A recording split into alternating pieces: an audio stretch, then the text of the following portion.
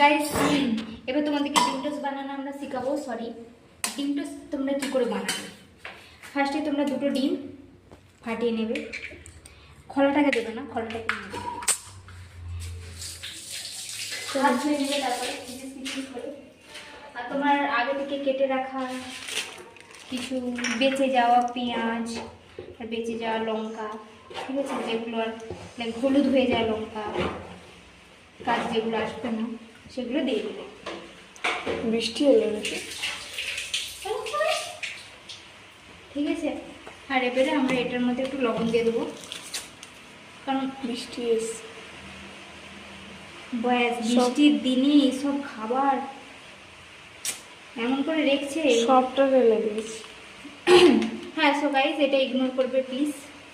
অতটা দিন দুটো ডিম। আরে আর দিস না, এই মা কত দিচ্ছিস তুই? দিয়েছি, কই দিয়েছি, ফেটে যাবে ওরম করে নে।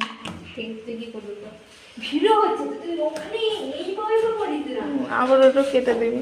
ওগুলো কাটা যাবে না, ওগুলো তো মেন, ডিমগুলো তো মেন দেখানো না। এবারে